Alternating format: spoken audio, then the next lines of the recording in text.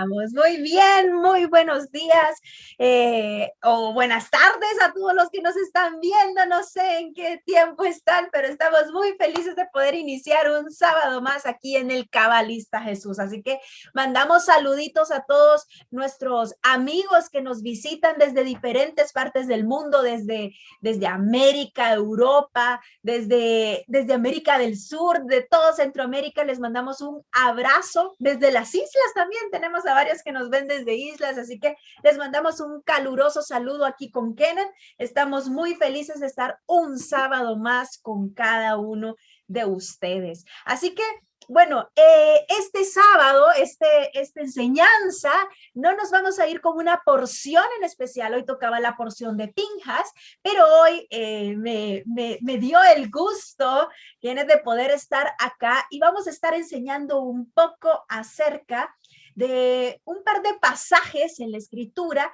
que son muy malentendidos, que tienen que ver con la mujer. Hoy en especial vamos a estar hablando de la cabeza. ¿Quién es la cabeza? ¿Quién es el que manda? ¡Uy, uy! ¡Qué bueno!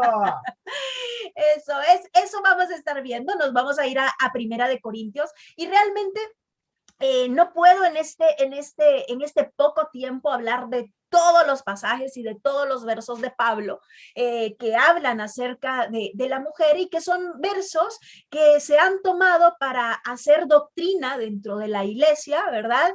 Y pues por lo general tienden a opacar o a anular el papel de la mujer, no solo dentro de la iglesia, sino también dentro del hogar, dentro del matrimonio y dentro de la sociedad. Entonces vamos a estar hablando de estos pasajes, pero hoy me voy a centrar en uno que es Primera de Corintios. Nos vamos a ir a Primera de Corintios 11, un verso muy enriquecedor, pero muy malentendido este verso, ¿verdad? Así que yo le voy a pedir a Kenneth que nos vamos a ir a Primera de Corintios 11.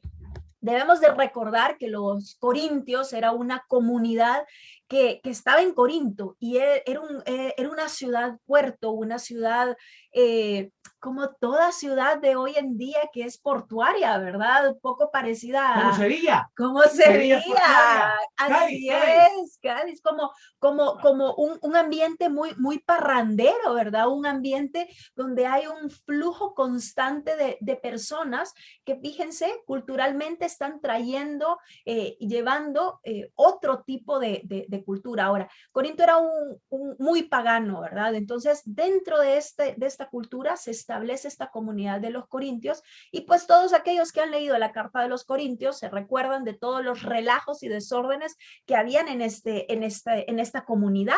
De hecho, uno de los más grandes y de los más fuertes que se escuchaba era que incluso había una pareja, mamá e hijo, viviendo juntos, ¿verdad? No como madre e hijo, sino como pareja.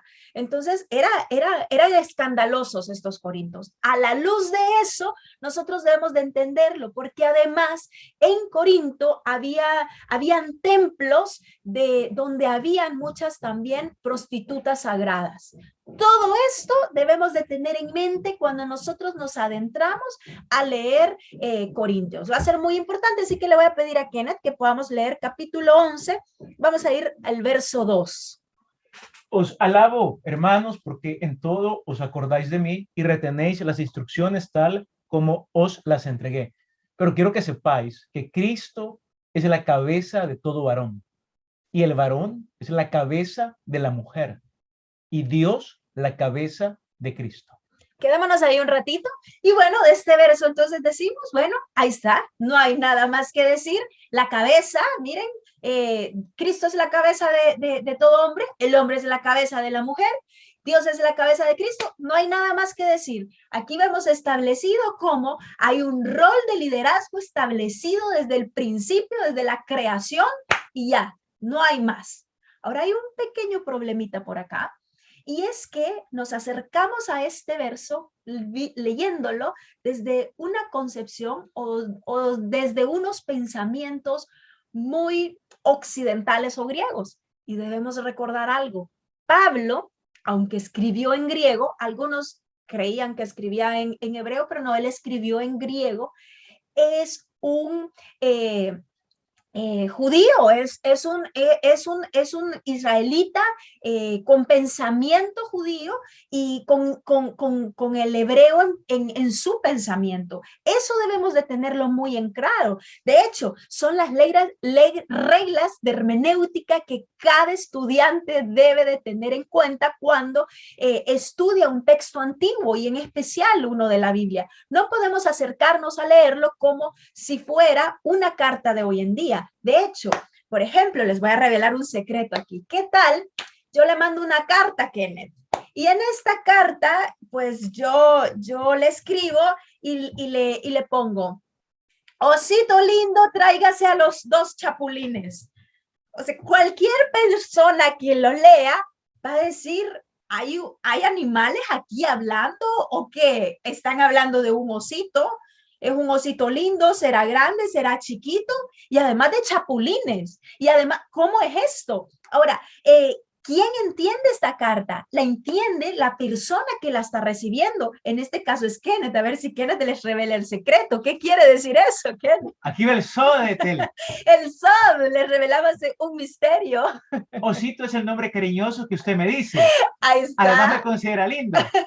Y los chicos reciben el sobrenombre de chapulines cuando eran pequeños. ¿Y qué chicos? Nuestros hijos. Ahí está. ¿Y cuántos son? 2. Entonces, imagínense, si alguien que tal vez nos conoce, lo lee, tiene una idea de lo que estamos hablando. Y esto sucede en cualquier texto antiguo. Nosotros debemos de entender, ok, Pablo está escribiendo una carta, no le está escribiendo a Kenneth, no le está escribiendo a no se le está escribiendo a usted, la está escribiendo a la comunidad de los corintios. ¿Qué estaba pasando? Si ustedes se dan cuenta, él está respondiendo a algo. ¿A qué? No sabemos. Seguramente a un relajo que estaba pasando, por cómo él está negociando. Entonces, eso debemos decir en primer lugar. Entonces, segundo lugar, ¿verdad? ¿A quién les está escribiendo? A los corintios. El pensamiento de Saúl es muy rabínico. El pensamiento de Saúl, de Saúl, ¿verdad? De Pablo. Él fue creado bajo los pies de ¿quién, Kenneth? Gamaliel. ¿Y quién era Gamaliel? Un grande y místico de alto vuelo. Un gran místico, es decir, es imposible no pensar en que Pablo tiene un pensamiento judío. Ah, sí, pero eso está bien, claro, y un pensamiento cabalístico. Entonces, para poder entender este verso, no lo podemos entender a las vistas griegas. Ah, cabeza, que falé, vámonos por ahí. No, debemos de irnos a la raíz, a Rosh en hebreo. Y para poder entender este verso, nos tenemos que ir a Génesis, porque Kenneth, ¿qué fue lo que usted me dijo antes de iniciar esta enseñanza acerca de Génesis? ¿Quién lee Génesis? ¿Quién entiende Génesis? ¿Qué pasa? Entiende toda la Biblia. Los rabinos dicen, en Génesis está todo. Entonces debemos ir a Génesis para poder entender Corintios. ¿Por qué? Porque recuérdense que el Nuevo Testamento es simplemente el sod o una explicación de toda la Torah. Así que vámonos a Génesis, no pierda Corintios porque vamos a regresar a eso después. Pero ¿qué tiene en mente Pablo cuando está hablando de esto? Génesis, fíjense bien, bueno, hago esta analogía, ¿verdad? Hago este paréntesis, perdón, nada más, ¿qué hizo Dios? En Génesis 1:26 dice, Dios creó al Adán, al ser humano. ¿Cómo lo creó? Lo creó como hombre y mujer, como macho y hembra, Sacar y Nequeva. Los creó, fíjense bien, y los creó, ¿cómo los creó? A imagen y semejanza. Selem y Demut. Los creó con un propósito. Si usted lee Génesis 2, va a encontrar el propósito para el cual Adán fue creado. Y es que en hebreo, recuerden, cuando nosotros encontramos estas palabritas, podemos ir como develando un poco. Selem y Demut, semejanza, a imagen. Entonces quiere decir que Dios tiene ojos, Dios tiene cara, Dios tiene pies. No, simplemente es que nos ha hecho como Él en la manera de revelar, de hacer lo que Él hacía. ¿Qué hizo Él? Él puso orden. Nosotros estamos acá para traer orden, para unificar, para traer vida donde hay un caos. Para eso ha sido puesto el ser humano. Entonces, fíjense bien, fue creado el ser humano y aquí podemos hablar de un poco, ¿verdad? Hemos hablado de los pensamientos cabalísticos acerca de cómo fue creado el ser humano, en qué universo fue creado, bueno, pero veamos ahora cómo pasa, veamos lo que sucede en Génesis 2:18, Kenneth. Y dijo el Señor Dios, no es bueno que el hombre esté solo, le haré ayuda idónea para él. Ajá, y puedes seguir leyendo. El Señor Dios formó, pues, de la tierra toda bestia del campo y toda ave de los cielos, y les trajo a Adán para que viese cómo las había de llamar. Y todo lo que Adán llamó a los animales vivientes, ese es su nombre. Y puso Adán nombre a toda bestia y ave de los cielos y a todo ganado del campo, mas para Adán no se halló ayuda idónea para él. Entonces Dios el Señor hizo caer sueño profundo sobre Adán, y mientras éste dormía tomó una de sus costillas y cerró la carne en su lugar. Perdón. Y de la costilla que Dios el Señor tomó del hombre, hizo una mujer y la trajo al hombre. Dijo entonces Adán, esto es ahora hueso de mis huesos y carne de mi carne. Esta será llamada varona porque del varón fue tomada. Ok, fíjense bien. En este verso, otro verso muy mal entendido, pero lo tenemos que irnos, qué significa, qué quiere decir, para que podamos tener en cuenta qué tiene en la mente Pablo cuando en Corintios está hablando de Rosh. Fíjense bien, encontramos en Génesis una palabrita muy particular que dice 2:18, para el hombre no hay una ayuda idónea. Hagamos ayuda idónea. ¿Qué es ayuda idónea? Bueno, es quizás una traducción a una palabra muy, muy diferente. Bueno, esto es etzer y este es kenegdo.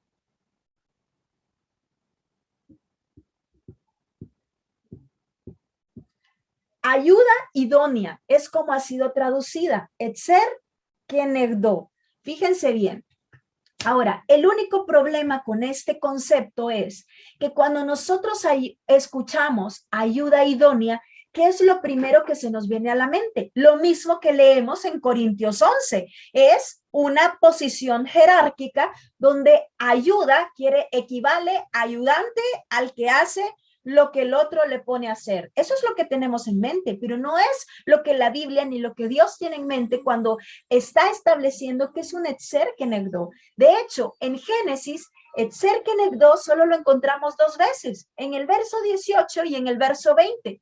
No hay más. Y el otro lugar donde encontramos etzer, fíjense bien, en la mayoría de los casos, es para designarlo a Dios. Etzer. Entonces, ¿cómo podemos entender etzer cuando tiene que ver con la mujer? Etzer, veamos un ejemplo. Kenneth, quiero que me lea Éxodo 18:4.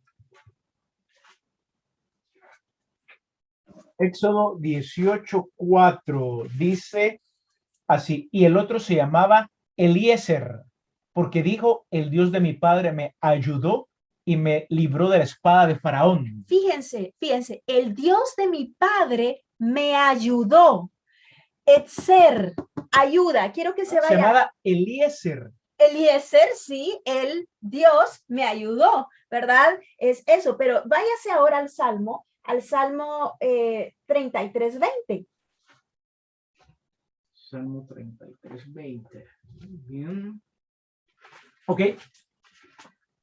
Dice así, nuestra alma espera al Señor, nuestra ayuda y nuestro escudo es Él. Fíjense lo que está implicando esto. Ahora voy a hacer Salmo 121.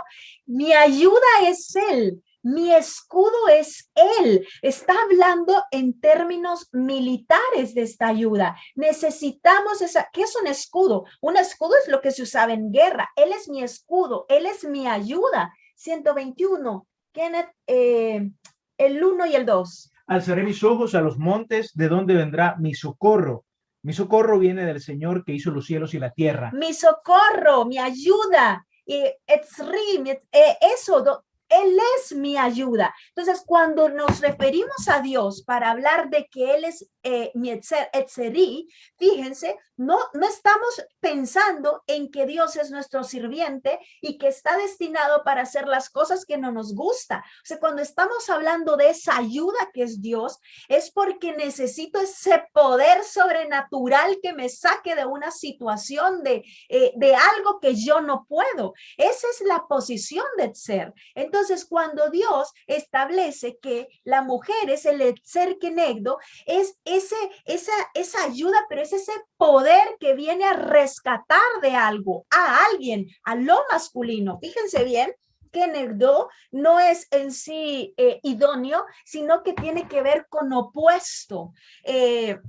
Tiene que ver con un desafío. Entonces, literalmente sería una ayuda opuesta. Van a decir entonces algunos sabios de Israel, es ayuda cuando el hombre se lo merece y es opuesto cuando no se lo merece. Pero es que el rol de una mujer, del Etzer Kenegdo, ¿cuál es? Es tener esa conexión con la divinidad, con Dios, para ser capaz de oponerse a su esposo, a su marido, cuando hay algo que no está bien. Ese es el rol del Etzer Kenegdo. O sea, aquí no estamos hablando de jerarquía, aquí estamos hablando de una designación que Dios le dio a la mujer, que sería ese rol que tendría. O sea, Adán necesita esta ayuda opuesta, esa ayuda no para que le haga los mandados, esa ayuda un poco, no sé si ustedes se acuerdan del Señor de los Anillos, de Frodo. Frodo era este que tenía que llevar el anillo a algún lugar. No me acuerdo muy bien cómo era la cosa, pero el anillo lo seducía, ¿verdad? Y cuando el anillo lo seducía, él se iba para el mal. Entonces, había alguien que lo salvaba. No sé si ustedes se acuerdan quién era que lo salvaba. Era una princesa, también elfo, una elfo. Y hay una escena donde no dice, yo puedo ir donde él porque solo yo sé qué hacer, algo así. Y quien está con ella le dice, no, pero en el camino hay muchos peligros y te puedes enfrentar a muchas cosas, pero yo puedo hacerlo, le dice. Y entonces viene el tipo y le dice, bueno, vete y cabalga ferozmente. O sea, ese es el sentido de ayuda. O sea, no es una ayuda simplemente para hacer algo como de segunda clase, no es una ayuda que nos va a ayudar a que el Adán, en este caso hombre, no ser humano, a que el hombre pueda llevar a cabo la misión para la cual fue creada. Esa es la idea. Y aquí vemos trabajando junto masculino con femenino, sacar con Nequeva. Ya, recuérdense que a través de la cábala vamos viendo cómo se va separando. En el universo de Briá está la Nesirá, ese corte donde la mujer es sacada del hombre. Cuando llegamos hacia, tiene un propósito y cada quien, ¿cuál es la idea? Volver a ser uno, pero para ser uno necesitan encontrarse en ese rol, no puede haber jerarquía en ese uno. Esta es la idea que el apóstol Pablo tiene en cuanto al rol de la mujer y del hombre. Alguien me puede decir, sí, pero esa Cherkenegdo es la que más adelante nos encontramos que fue seducida por la serpiente. Sí, por eso Eva es el arquetipo de Binah. ¿Por qué? Porque falló, porque en la Biblia nosotros encontramos que no hay ningún ser creado que sea perfecto. Todos tienen errores. Ahora, pero no solo Eva falló, también falló Adán, ¿verdad? Vemos que fallaron los dos. Después de que fallan, hay como una inversión de roles, pero no significa que debemos de esperar hasta que la era mesiánica que venga para que esos roles sean restituidos, como la luna que será restablecida, que hablábamos la vez pasada, el pensamiento de Luria, sino que nosotros hoy podemos hacer que volver como que estuviésemos en la era mesiánica, en el Olam Jabá. De hecho, ¿qué es el Olam Jabá? El mundo por venir. Es la era mesiánica y tenemos entonces, ¿cuándo viene la era mesiánica? ¿Nos sentamos a esperar hasta que la era mesiánica venga? No, cada vez que nosotros hacemos un acto de justicia, cada vez que nosotros actuamos de acuerdo a los propósitos que Dios quiere que actuemos, estamos trayendo la era mesiánica hoy. No tenemos que esperar hasta 1000 años. ¿Y cuándo vendrá el Mesías? hasta que Él venga, entonces, como femeninos seremos restituidos. No, nosotros hoy podemos actuar. De hecho, imagínense, hay un verso en Proverbios, el Proverbios 31, que en el mundo, en el pueblo de Israel, cada sábado o viernes en la noche, es leído a todas las mujeres, que habla de una mujer virtuosa, pero en realidad es una mujer valiente, una mujer fuerte. Ese es el Eshet Hayil, el canto a esa mujer valiente y fuerte. Y hay un verso en el verso 12 que dice, y su marido confía plenamente en ella. ¿Por qué puede confiar plenamente un marido en una mujer? Porque sabe que el corazón de esa mujer está en conexión con Dios y puede obtener de ella esa ayuda opuesta que él necesita. Pero no estamos hablando de jerarquía. De hecho, en Jeremías también 31 vemos un verso donde habla, hey, un día la mujer rodeará al hombre, pero es como volverán a ser nuevamente con el propósito que fueron creados. Todo eso está en mente y esto es lo que debemos de traer cuando nos estamos leyendo Primera de Corintios. Así que hoy regresemos a Corintios teniendo esto en cuenta. ¿Por qué? Porque Pablo no puede estar contradiciendo algo que ha sido estipulado y establecido en la Torá. No, no se puede, es una regla hermenéutica y de hecho es una regla que encontramos también en el Pardés. Hay un sentido literal, pero luego está el remés, una alusión, está el drash o el midrash, ¿verdad? Una alegoría y el sod. Pero ningún sod puede contradecir el sentido literal del texto, ninguna interpretación puede contradecir lo que se ha dicho anteriormente en este sentido. Entonces, fíjense que teniendo eso en cuenta, vamos a Primera de Corintios 11, verso del 3, creo, ¿verdad? Sí, el 3. Pero quiero que sepáis que Cristo es la cabeza de todo varón y el varón es la cabeza de la mujer y Dios la cabeza de Cristo. Todo varón que ora o profetiza con la cabeza cubierta afrenta su cabeza, pero toda mujer que ora o profetiza con la cabeza descubierta afrenta su cabeza. Quedémonos ahí, quedémonos ahí. Fíjense bien, no podemos entender entonces el pensamiento cabeza como lo entendemos hoy. Para nosotros, ¿qué es cabeza? Ah, el líder, jerarquía. No, no es ese sentido que falé. Y fíjense que cuando la Biblia fue traducida, ¿verdad? En primer lugar, a la Septuaginta, que fue traducida al griego, es el Antiguo Testamento, hubo muchas palabras que tuvieron que ser inventadas porque no existían en pensamiento griego. Esto pasa como cuando traducimos cualquier texto, ¿verdad? Por ejemplo, del alemán al español, el alemán tiene como 4 palabras para hablar de bosque. Nosotros, bosque y bosque, ¿verdad? Entonces, ¿cómo hacemos esas palabras? ¿Cómo hacemos esas traducciones? Son problemas que se dan a la hora de traducir. Ninguna palabra es exactamente a la otra, son equivalentes. Entonces, en la Septuaginta, por ejemplo, se inventa el término eclesía para hablar de una comunidad. No era el término iglesia que ahora tenemos en mente. Y así fueron puestas otras palabras, como el caso de kefalé. Una de ellas se le da el atributo de liderazgo, sí, pero en el griego antiguo no era un pensamiento que se tuviera. Es decir, los griegos no ocupaban kefalé para referirse a un caudillo o a un líder de guerra, sino que fue hasta muchísimo después. En hebreo, Rosh sí puede definirse como líder, como caudillo, y podemos hablar de muchos versos y de muchos ejemplos. Por ejemplo, cuando Moisés va a poner a los ancianos, unos que van a liderar a como de 100, de 1000, y ahí de los millares, literalmente encontramos, los puso como Rosh, o sea, los puso para liderar, o sea, encontramos esa concepción, lo encontramos en hebreo. Entonces, no así en griego antiguo, ¿verdad? Con la palabra que falé. Entonces, ahora, pero Rosh no solo indica una jerarquía.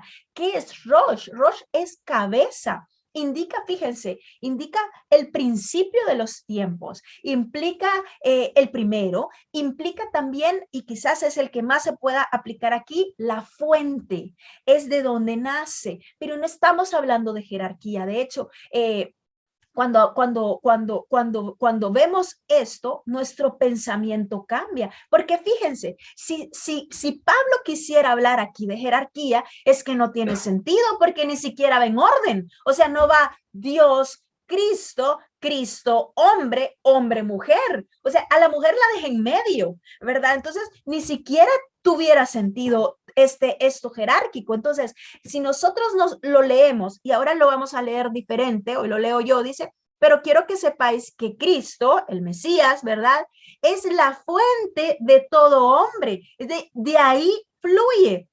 Y el hombre es la fuente de la mujer. Y Dios es la fuente de Cristo. Es decir, está hablando de ese fluir del todo, de esa procedencia. ¿De dónde sacó esto? Ya lo vamos a ver más adelante, pero hagamos otro paréntesis. Si nosotros no entendemos Torah o si la recordamos, nosotros podemos ver aquí que en el siguiente verso, Pablo va a decir algo que está en contra de lo que encontramos en los escritos de Éxodo, de Deuteronomio. Por ejemplo, dice, todo hombre que ora o profetiza con la cabeza cubierta, afrenta su cabeza. ¿Cómo así? Y no ha sido allá en los mandamientos estipulados que se cubra el hombre la cabeza para orar.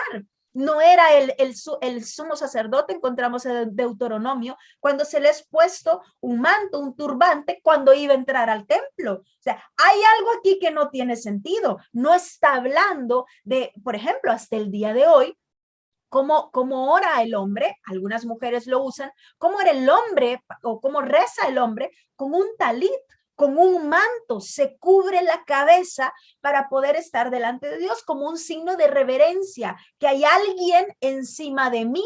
Ahora, esto que encontramos acá no está hablando de ese manto del que encontramos en la Torá, está hablando de un manto como que fuera un velo de mujer. O sea, aquí cuando vemos todos esos sentidos, vemos el relajo que estaba pasando aquí en Corinto. Pero fíjense, sigamos, ahora va a hablar de la mujer, Kenneth, el 5. Pero toda mujer que ora o profetiza con la cabeza descubierta, afrenta su cabeza. Porque lo mismo es que si se hubiese rapado, porque si la mujer no se cubre, que se corte también el cabello. Y si le es vergonzoso a la mujer cortarse el cabello o raparse, que se cubra, porque el varón no debe cubrirse la cabeza, pues él es imagen y gloria de Dios, pero la mujer es gloria del varón. ¿Cómo así entonces? Aquí estamos un poco confusos, pero tengamos en mente esto. O sea, Pablo, imagínense, él no puede decir, el hombre no ha de cubrir su cabeza, cuando él seguramente se la cubría para orar, porque es una costumbre judía milenaria, porque la encontramos desde la Torá. O sea, no es algo que sucedió ahorita ya en el primer siglo, no, es algo que encontramos como costumbre de la Torá, de los sacerdotes que se cubrían para entrar al templo. Entonces no está hablando de este manto, está hablando de un manto de mujer, y hay un relajo que está pasando acá. ¿Acaso la mujer no es imagen y semejanza también de Dios?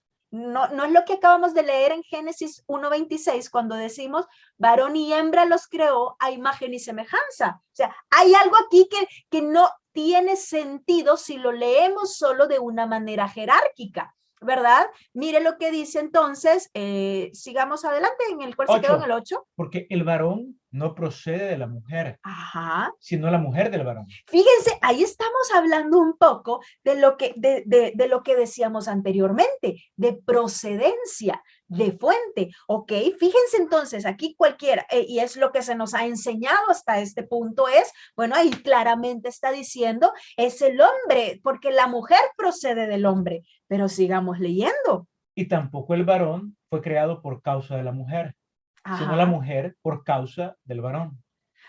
Por lo cual la mujer debe tener señal de autoridad sobre su cabeza, por causa de los ángeles. Ahora, fíjense bien. Entonces, ¿qué podemos concluir? Que, bueno, aquí en Corinto está pasando algo que es algo particular de congregación de Corinto.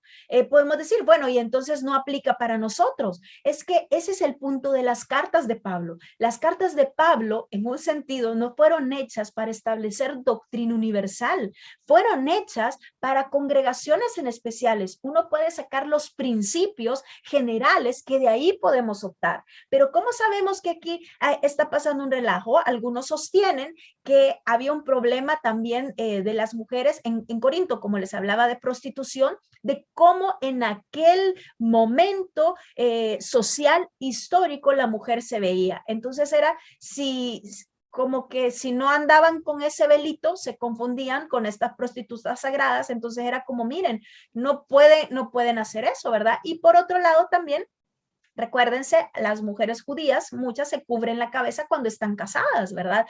Son conceptos culturales que se dan en este tiempo. Pero mire lo que va a decir el 11. Y el 11 es un poco lo que nos va a revelar. Aquí vienen ya las palabras de Pablo que no se toman muchas veces en cuenta, sino que se dejan allá, ok, el hombre es cabeza, el hombre es jerarquía y vaya a mandar. Fíjese lo que dice el 11. Pero en el Señor ni el varón es sin la mujer, ni la mujer sin el varón, porque así como la mujer procede del varón, también el varón nace de la mujer, pero todo procede de Dios. Exacto. Entonces, al final, o sea, Pablo mismo está concluyendo, miren, o sea, aquí el punto no es quién está arriba, quién está abajo, quién es el subordinado, no, es que en el Señor, es que en pensamiento hebreo, en pensamiento cabalista, en pensamiento como lo quiera llamar usted, o sea, el punto es que todos procedemos de Dios, o sea, el punto es que ni el hombre sin la mujer es, ni la mujer sin el hombre. Al final, fíjense, aquí podemos ver ese sello cabalista de Pablo. ¿Qué está haciendo? Está uniendo, nos está regresando al principio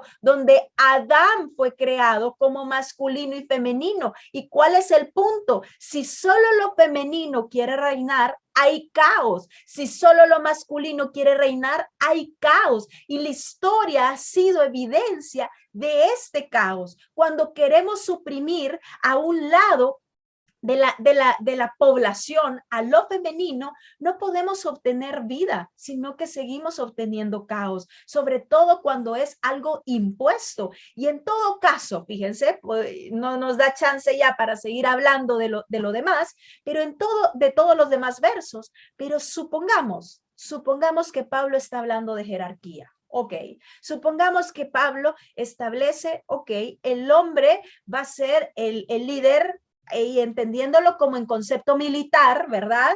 Con jerarquía de la mujer. Ok, entendámoslo así.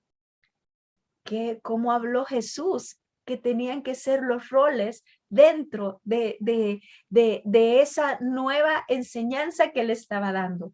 ¿Quién iba a ser el mayor? Hey, el mayor de ustedes debe de servir. Entonces es al revés. Es increíble porque aquí le damos vuelta y así es el reino. En el reino le damos vuelta a todos los pensamientos. Claramente Pablo no está hablando de jerarquía, pero supongamos que está hablando de jerarquía. Bueno, en el reino, el mayor sirve al menor. Así que bueno, muchas gracias. Ese es uno de los versos más conflictivos que podemos encontrar en las cartas de Pablo. Vamos a seguir hablando quizás después de esto, pero debemos de tener en cuenta algo y con esto me despido. Pablo en ningún momento está hablando de una sumisión o de un ciudadano de segunda clase. Pablo simplemente está hablando de un orden en una congregación. Cuando Dios creó a la mujer como género, la creó con un propósito en especial y es dar vida.